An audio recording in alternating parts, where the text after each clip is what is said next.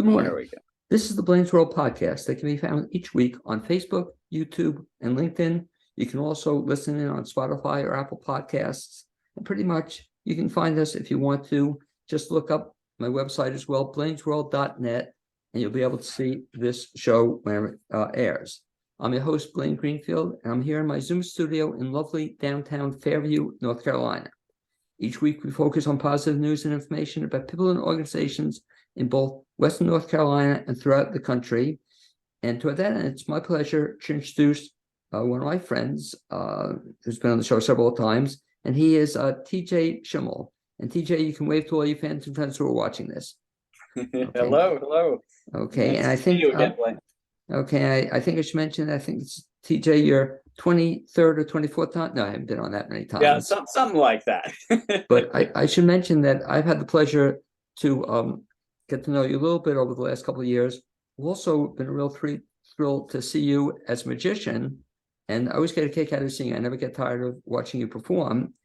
And so the first question I have to ask you, which I may have asked you in the past, but as a child, you grew up where? In southern New Hampshire. Okay. And when you were growing up as a child in southern New Hampshire, did you always know you wanted to be a magician? Well, what sort of started my journey, my grandmother, when I was 7 years old, brought me to a magic theater in Beverly, Massachusetts, to see a show that's named Marco the Magi's production of LeBron David and his own spectacular magic company. And this had, the big theater, 1920s style of vaudevillian type show on stage. There were jugglers and clowns, but the focus was on magic and big illusion. And there was I think at that time, 30, 40 people on stage. Wow.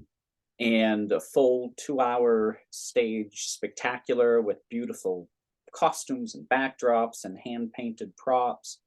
And I remember seeing that at the age of 7. It was me and my grandmother and my parents, and just really feeling as I was walking out, just transported, that I just really, I can still remember it, and I'm slightly over 7 years old now.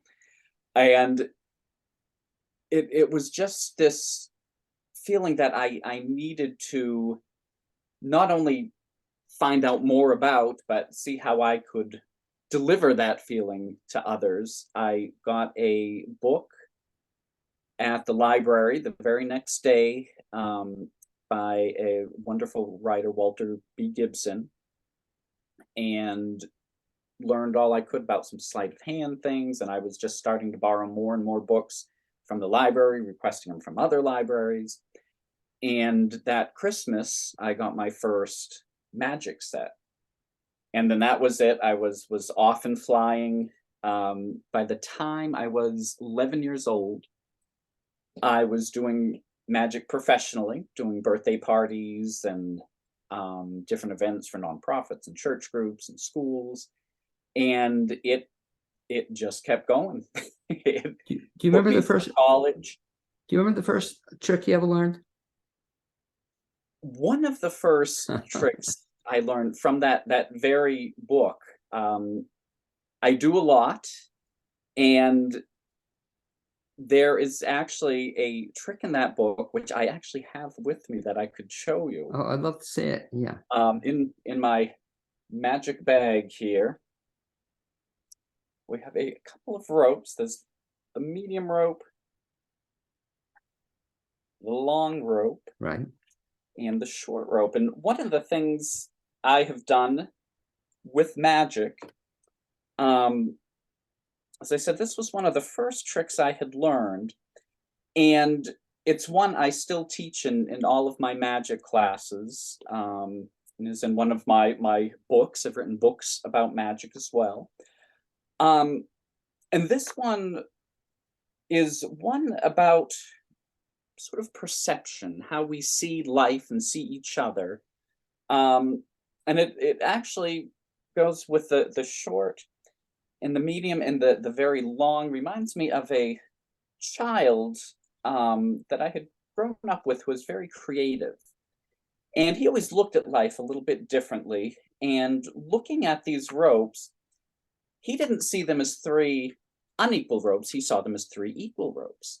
And he tried to point it out by showing me when putting them slowly together, the medium and the long and the small. He said, it looks like they're equal. Sure. I said, well, no, that's, there's still three unequal pieces of rope. And he said, well, if they look equal there, if we bring each end up, making it equal with the one next to it, then we'd have three equal pieces of rope, right? And, again, they kind of looked equal on top, but when you look underneath, there's still the small, the medium, and the long. And he kind of understood, and he was a creative guy, and he begged of me at that time, if I could just simply stretch my imagination out, I'd be able to look at those ropes a little bit differently and not see the three unequal, but the three equal. That's 1, 2, 3 equal pieces of rope. Got me And on take that one. those back up into the hand, a little wiggle, and if we tug on one end, we get it back. 1 long piece, 1 short piece, and 1 medium, thus proving the saying that nothing is as it seems, and underneath we are all quite equal. That was one of the first tricks you learned? This was one of the first ones that I still do in a lot of my shows, a little more expanded than that. And also do a lot of teaching, because many people ask, how I started learning magic, and it was those books. And eventually I found my way in Nashua, New Hampshire. So in southern New Hampshire, there was a magic shop called Don Paul's Magic Shop. Unfortunately, it no longer exists there. There's not many brick and mortar magic shops left. Yeah. And that's where I met my mentor in magic, Wendell Gibson, which sounds awfully familiar. That very first book on magic was by Walter Gibson. Well, Wendell Gibson was actually Walter's nephew. And Wendell had started, there are different groups in magic around the world. There's the Society of American Magicians, there's the International Brotherhood of Magicians. But when Wendell was young, he grew up in the days of Houdini and Blackstone and Thurston, all these big names in magic, that his uncle happened to be the ghostwriter for many of these top magicians, including Houdini and Thurston, all of them.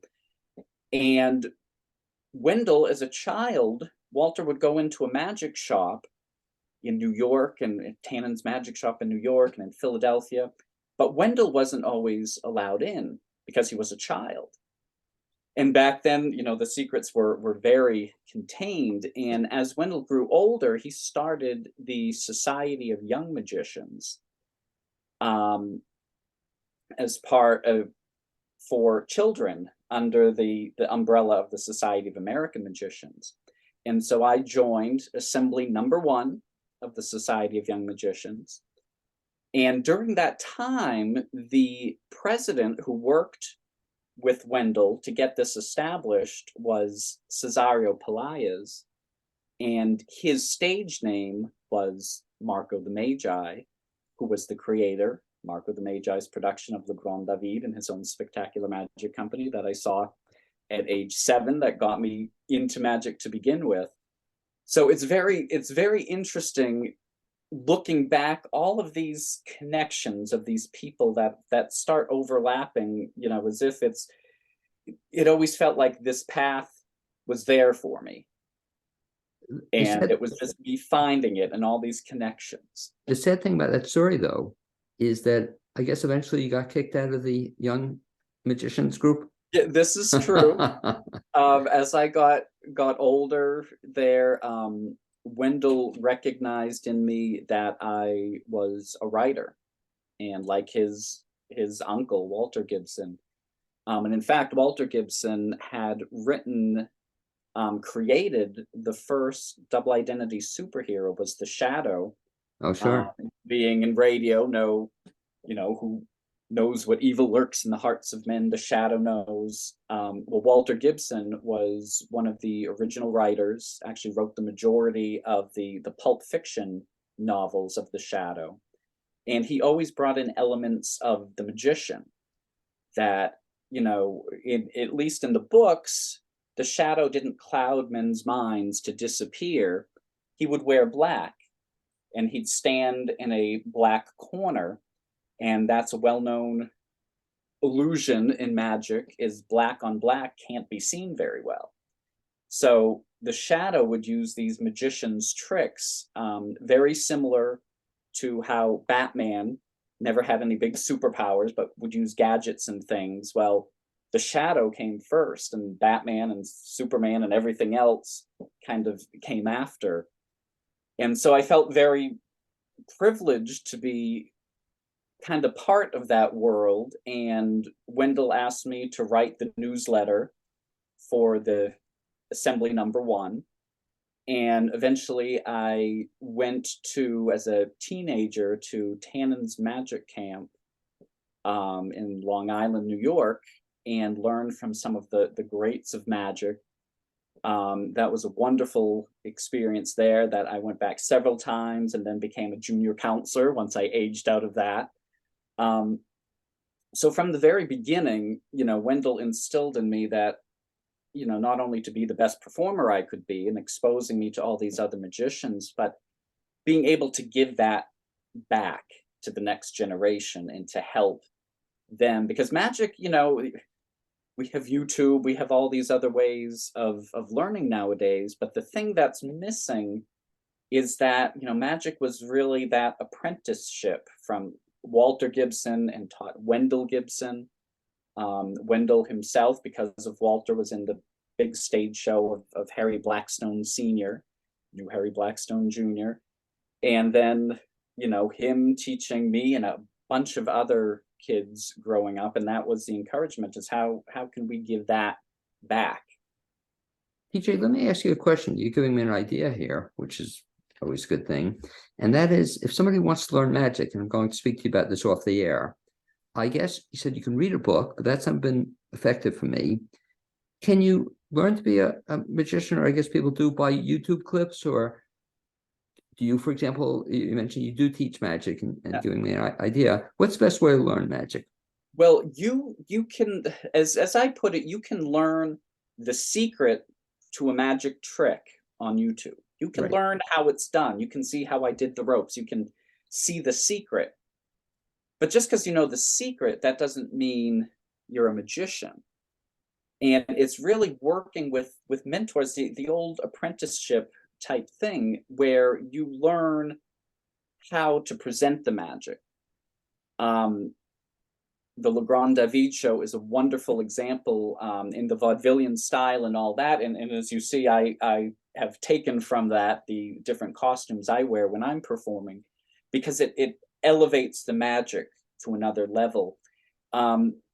It reminds me a lot of going into, these big, beautiful churches and cathedrals and different things that have the ornate stained glass and everything. And there's just, without doing anything, there's just a feeling when you walk into a place like that. And that's how the Legrand David show was. You walked into the lobby, a clown opens the door for you. There's a mouth of a dragon that you walk into. There's all these costume characters. So you were transported into a whole other world that's a visceral feel. And that's what you can't learn on YouTube. You can learn the trick, but it's the presentation, it's the acting, it's getting in front of an audience to be able to speak. I mean, these are all wonderful things, especially for, as I was, young people growing up. I'm a very shy person, but because of magic, I was able to, stand in front of the class and do presentations and be able to do a lot more than what I would have. I was interested in reading books. There's a lot that comes with the excitement of magic, and learning how to act and just give presentations, and really how to relate to the world outside you better. So all of that you need to learn in relation with another human being. your evolution is kind of interesting. So as a kid, you're reading and studying, then you first started performing at 11, which is pretty cool. That was your first paid gig at 11?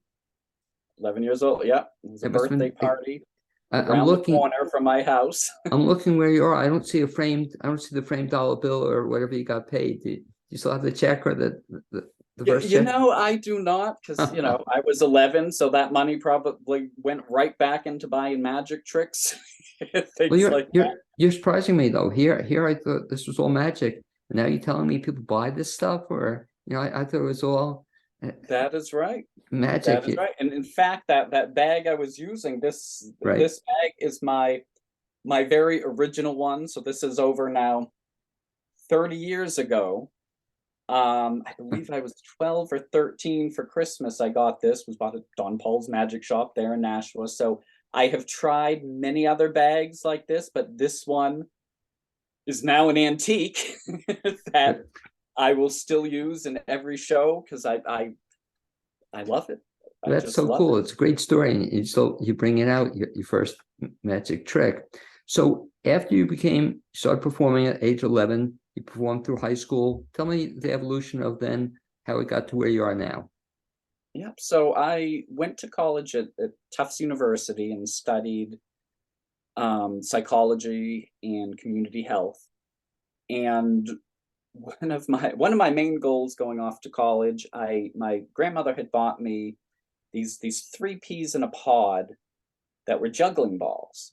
And so not only did I want the degree, but I vowed by the end of college, I was going to learn how to juggle.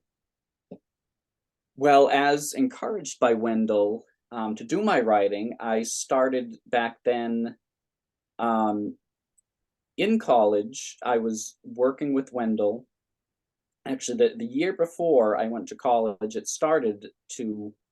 Wendell had collected all of this information on his uncle through the years, and there was never a biography written by about Walter Gibson. Walter tried to write his autobiography, and he just couldn't. It was just difficult for him to write about himself. So then he ended up passing away in 1985. So his wife took over. She was a wonderful performer herself, a magician in her own right. And she ended up passing away before it was written. So then Wendell wanted to write it.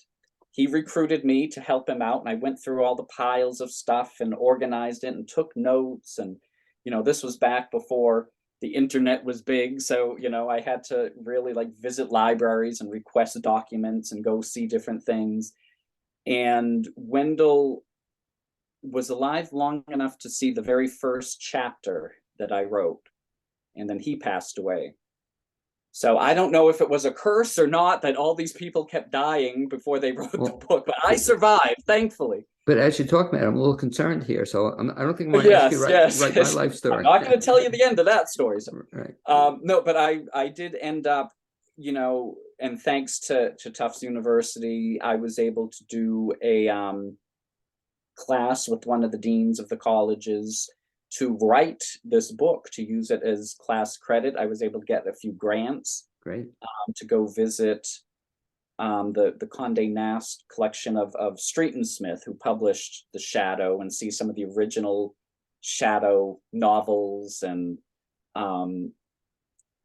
really dove into that world and wrote a book called Walter B. Gibson in the Shadow. You can find it on Amazon. It's still out there, still published. And that, along with, at the time too, I was writing a magazine called Fizbin for children that I like to say we had a worldwide distribution, because we had one subscriber in Canada and one in Italy. So we had a worldwide distribution. And as I was writing that, I went to interview Marco the Magi, Cesario, from that big company that I first got interested in magic. And when I got there, one of the clowns greeted me, knew who I was, brought me backstage and up this long hallway. And the whole hall was just filled with costumes. And I'm making my way through the costumes, and there was Cesario, Marco the Magi, sitting on these stairs that go up to this Oriental tea house that they come down as they open the show. And we talked for a little bit, and he said, well, we can talk after. And he brought me back down that hall. And right before I went out the door, he tapped me on the shoulder. I turned to him and he said, you know, TJ, would you like to join the magic company? And in his words, he told me, I got my answer by your body, because you just perked up, you brightened up, and he knew I would be part of the magic company. So I was 19 years old and joined the company on Cesario's suggestion, kept a lot of diaries. I have a bunch of different diaries about my experience there, and ended up being there when they received the Guinness Book of World Records for the longest running resident magic company. They ended up going 35 years. I was there for 10. And my now ex-wife was part of the show as well, as a dancer on stage.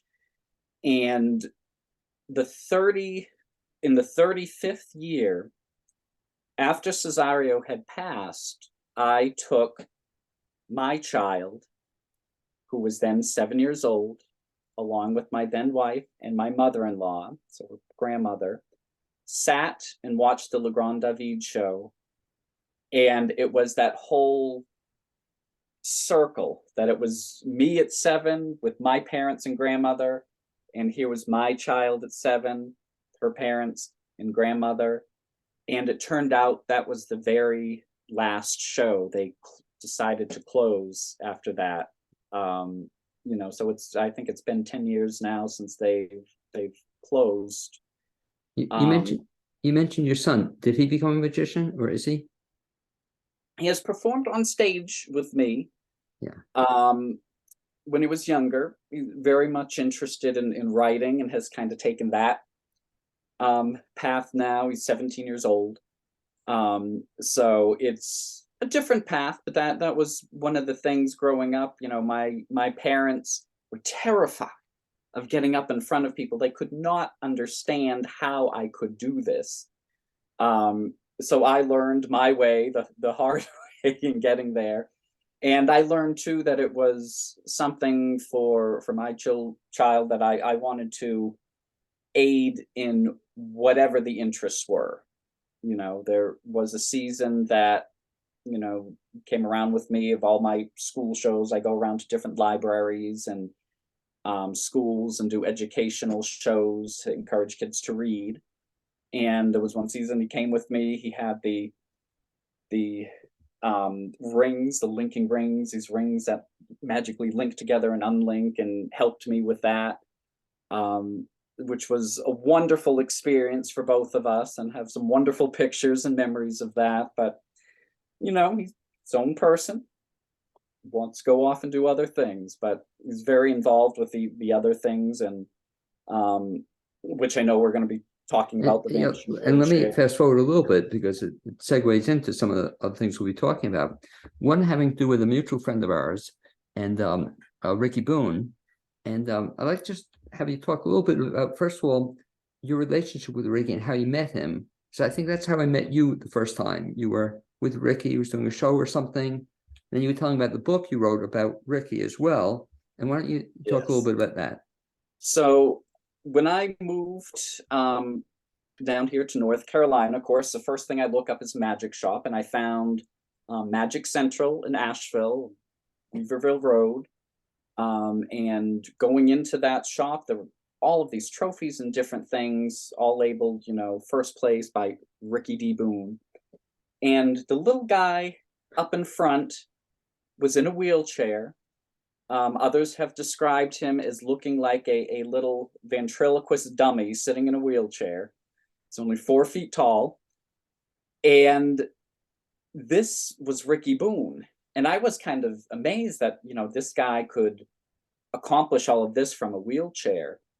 And he showed me a couple of tricks that he had created that were available there at Magic Central, and just blew my mind. He had started the Western North Carolina Magic Club, where, again, people can come together, learn magic, teaches out of the magic shop, has some wonderful things. He's been around, I think it's close now to 25 years.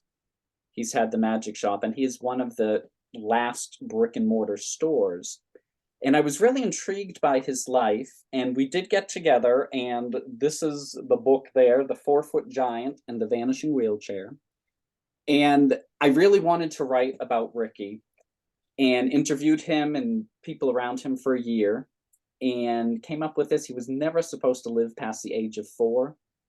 And this next week, January 13th, here in 2023, he'll be 63 years old.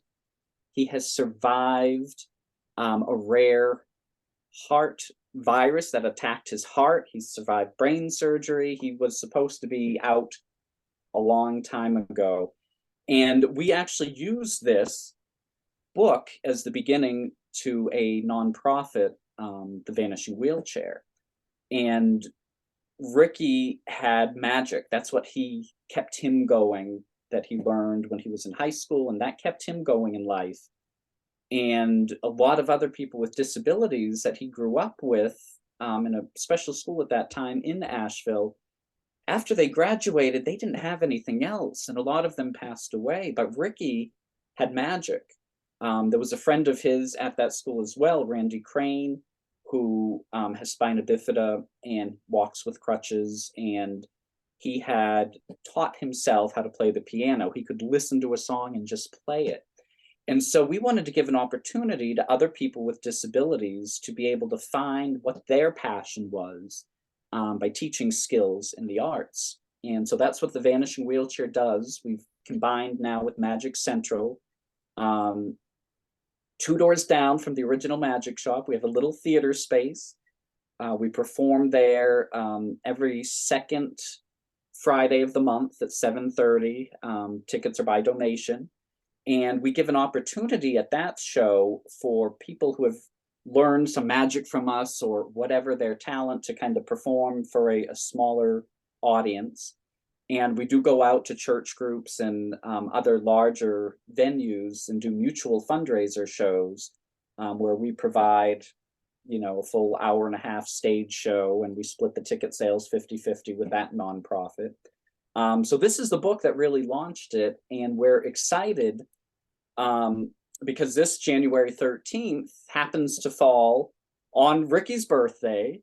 It coincides with our second Friday of the month show, and it happens to be the opening of our 11th season performing this regular magic show. It's Asheville's only monthly magic show, so it's been going now 11 years.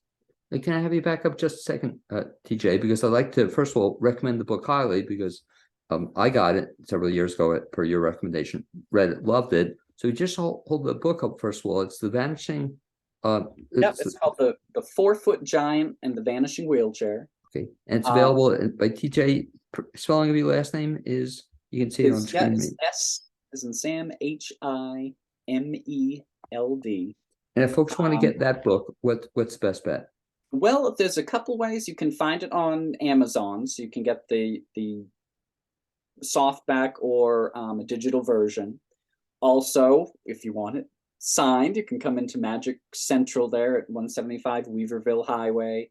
We have hard copies of the book there that Ricky and I have signed as well.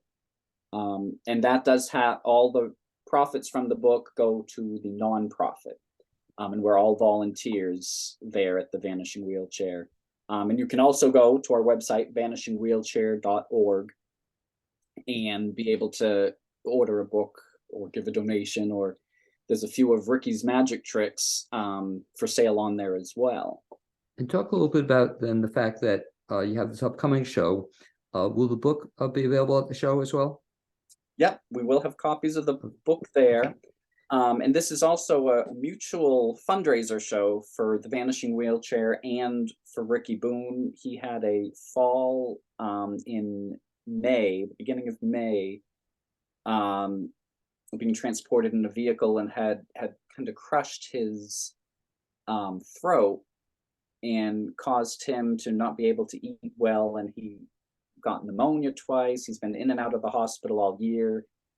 He's now on a feeding tube and on oxygen as he's kind of relearning how to swallow and eat again. And this has been a big process. He needs 24-hour care now, so there's only so much his insurance will do.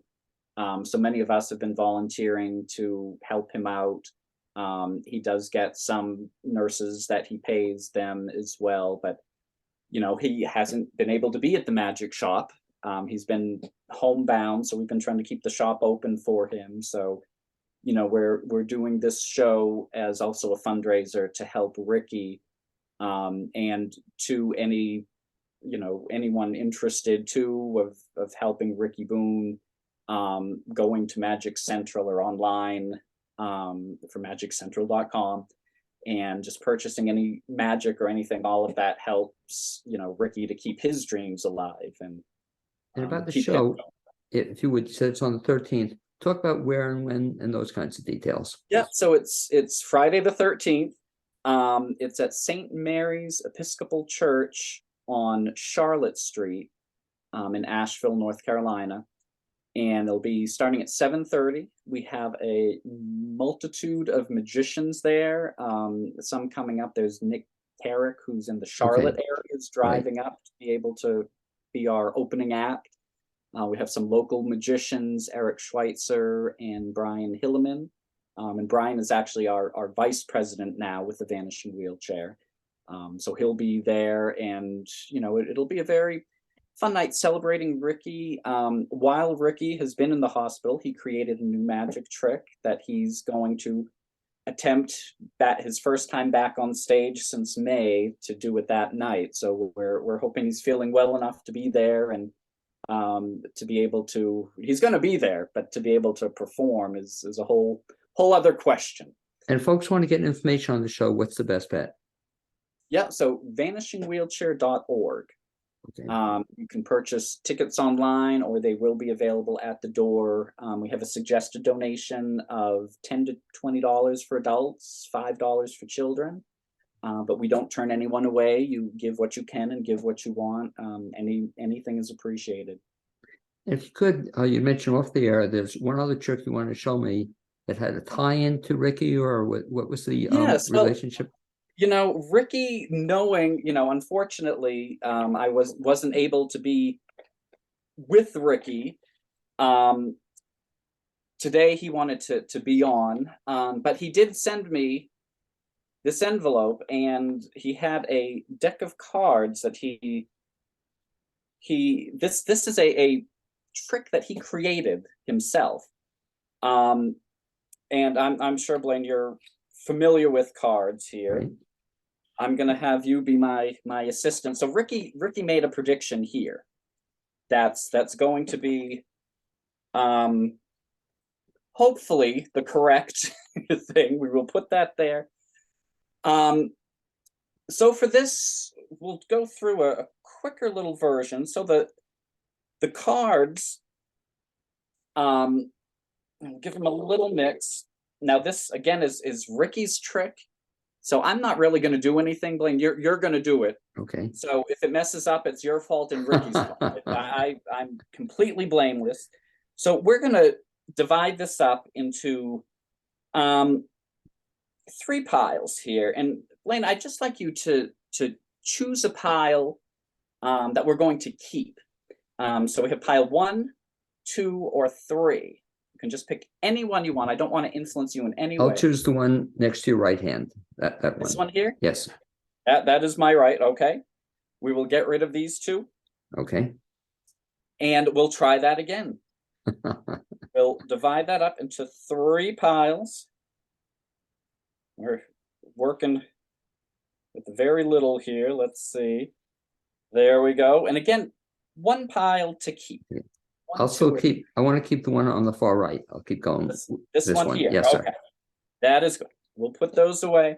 We're getting down to just a few cards here, so I'm going to just deal these into two piles. And one of these piles is going to jump out to you in your mind. Pick a pile. Is it 1 or 2? It's a 2. This one here. Yes, sir. You're sure? Yep. Because you can change your mind if you Nope. want. 2. We'll get rid of this one.